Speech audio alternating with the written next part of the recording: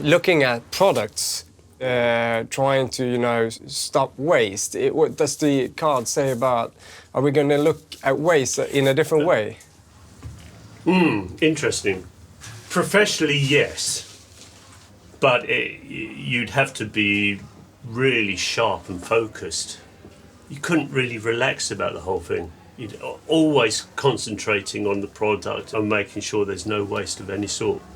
And it always comes back to Europe. That's where things are happening. Jag heter Paul Svensson och till vardags är jag kock och kreativ ledare på Fotografiskas restaurang hemma i Stockholm.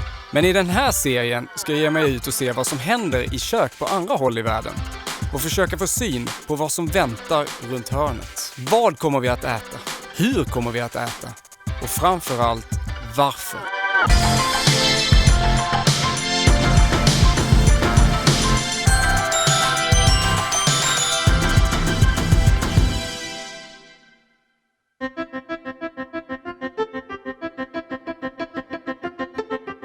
Vi är många som strävar efter en annan, mer långsiktig typ av livsstil.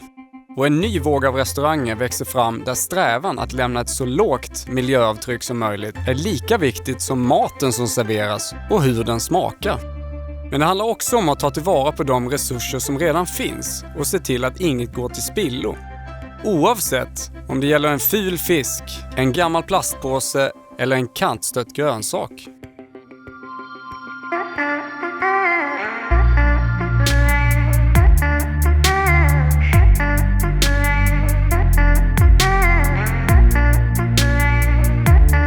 Klockan är nästan mitt i natten och jag befinner mig i Göteborgs hamn med Thomas Ahlström som ska visa mig hur det går till på en fiskaktion.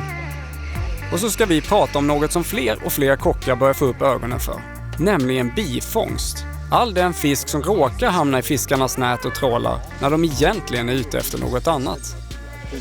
Ja. Här har man då insjöfisk, gös, Lite gädda så. ja, och några laxar och gädda.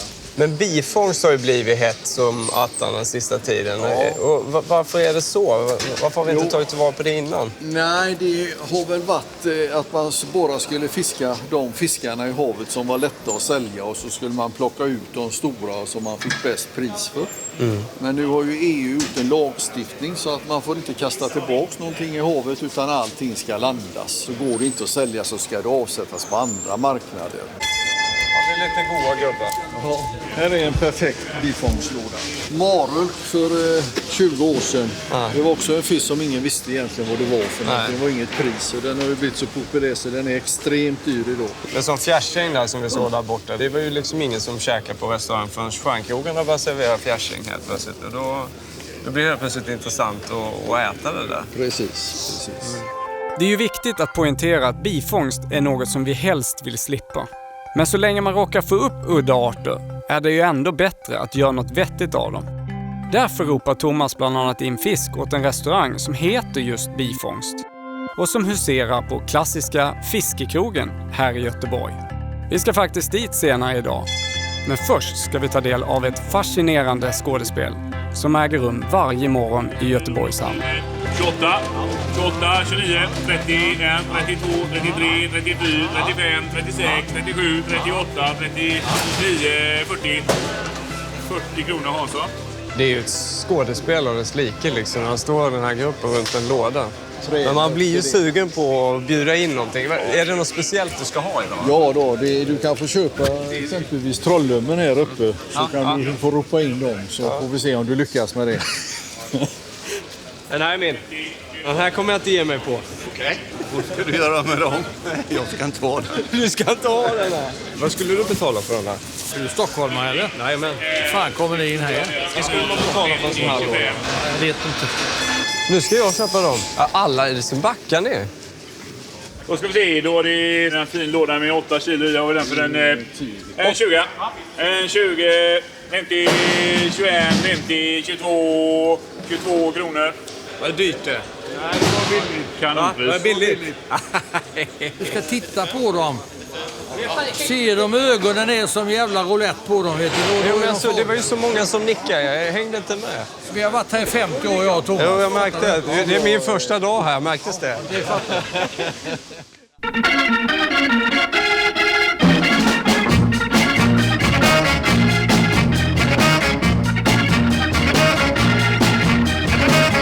Brighton, en pärla på Englands sydkust som på senare tid blivit lika synonymt med nytt och fritt tänkande som med fiskmåsar och den här jäkla piren som vi för övrigt inte fick filma på. I'm actually looking for the restaurant Silo. Silo? Yeah. Do you know it around here? Should be on this street. Oh, it's over there. Yeah, it's over there. All right, it's very close. Cheers. Before you go, Yeah. guys, I have an 11-piece band, you know. Oh, you do? Yeah, they came out in 1981. No, so I'm just pressing vinyl for them. Okay, beautiful. Thank you. Have a lovely Is it day. reggae or? Yeah, reggae. Oh, beautiful. I love reggae. Have a lovely Thank day. you. Cheers. Hey! Cheers. See you. Här finns Silo, Englands första zero waste-krog. Där kocken och krögaren Douglas McMaster försöker nå nya etiska och kulinariska höjder. På Silo har de skapat ett eget kretslopp där de förutom att brygga öl, odla svamp i kaffesump, göra ost på mjölkslattar och servera alger, maneter och skinn också återvinner matavfall och låter gästerna äta på tallrikar tillverkade av återvunna plastpåsar. Allt i hållbarhetens namn. So everything's made out of waste materials, and it's obviously a restaurant made of waste that generates zero waste. so Silo began as, you know, this zero waste thing, this idea, packaging, processing, creates what a lot of people want, which is convenience and choice. So everyone wants to just nip around the corner and get asparagus in winter or tomatoes in January. They want to be able to have everything right now. And it's cheap there, in that moment where you pull out your pocket and pay for that tomato in January, it's cheap. But what it isn't cheap on is, you know, the well-being of the planet. A bad world for your children to grow up in. Another, I guess, principle of Silo is transparency, is like understanding and seeing Actually, I everything. saw a flour mill when I came in. What was the reason Exactly, for having yeah, your yeah. own flour mill? Taking whole foods directly from these organic food systems and producing flour freshly is a sort of symbol of the whole business. Putting that flour mill in the entrance is our way of pulling back that curtain, and this is the future of food.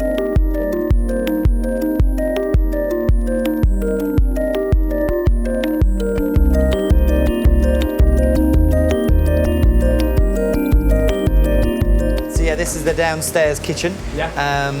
Being a bakery, brewery, coffee house and restaurant, there's a lot of things going on. Yeah. Do you think actually that it's possible that you can feel the flavor of sustainability?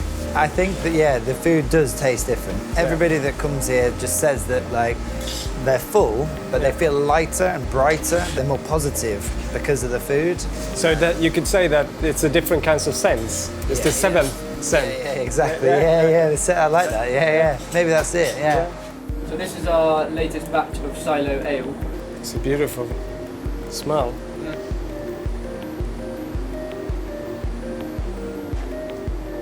Oh, it's nice. Zero waste, a compost machine. Yeah. This is the jewel of the crown. This is what makes zero waste possible.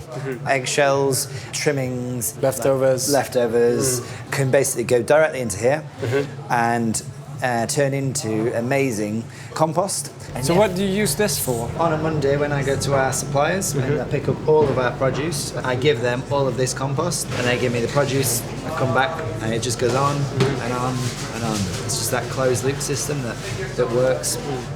I'm gonna get one of these. All right, beautiful. Are we gonna put it in? Yeah, we're All right. Det här är kanske absolut det mest häftiga upplevelse man kan uppleva. När man tror att man vet allt så vet man helt plötsligt ingenting.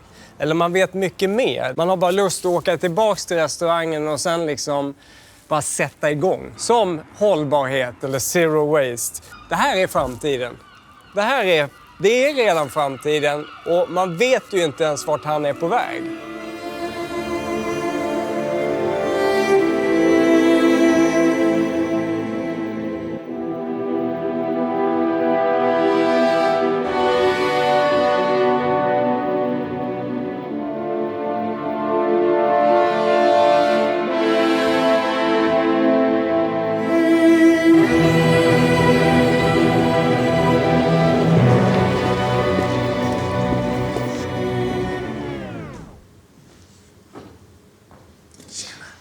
Niklas. Jack. Jack, trevligt att träffas. Trevligt. Tillbaka i Göteborg, på fiskekrogen och deras krog i krogen som heter bifångst. Här vet man aldrig vad man får, för det beror helt på vad fiskarna råkar få med sig hem. Här har vi bifångstdelen då. Så här uppe är själva matsalen då? Ja. Varför bifångst, Jack? It just gives us a chance to use things that most people would not think of ordering in a larger restaurant like Fiskekrogen. Here they only get bifångst, so they make the choice before they come to commit to eating these things and hopefully go away with more of a perspective on the fish.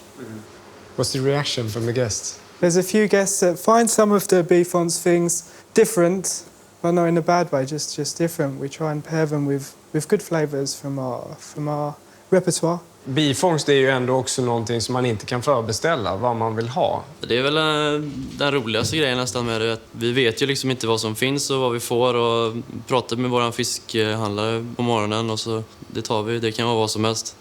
Nu har vi kört mycket trollhummer det senaste som har fiskats i Lysekil och jag hade aldrig arbetat med den innan förrän för typ 3 veckor sedan när vi fick den första gången liksom. Och det var en hit, så det är roligt.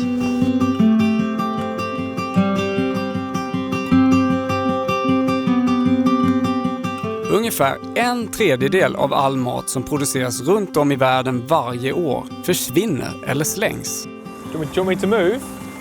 Samtidigt så räknar man med att cirka 795 miljoner människor inte har tillräckligt med mat för dagen. That's quite a lot of food today. Hur sjukt är inte det? I'll just pop it down here then. Det här är The Real Junk Food Project. Ett nätverk som initierats av kocken och visionären Adam Smith och som på kort tid spritt sig över hela Storbritannien och flera städer runt om i världen. Här serveras mat som blivit över. Sånt som var ämnat för tippen, men nu istället donerats och tagits tillvara på. Jesus, vilken bra idé! So the Real Junk Food Project is all about trying to prevent edible food from going to waste. So we have relationships with supermarkets, we have relationships with farms, independent shops, food banks, and we go to them, we take their produce that they can no longer sell. Mainly, it's items that have been bagged and one of those fruits or veg is slightly rotten, but the rest are absolutely fine. So this is the main hall. In about 3 hours time this will be full. All the food is laid out along here. Betala gör gästerna enligt Pay as you feel-modellen. Du ger så mycket du känner för och kan helt enkelt. All of our volunteers at the moment trying to get food ready for about 1 o'clock. Och får samtidigt tillfälle att hamna i en unik och inkluderande gästmix. För här sitter de som vill stödja projektet och de som behöver det. Bokstavligt talat vid samma bord. So essentially the bucket that is food waste that has many holes. We want to try and plug those up in as many efficient ways as we can.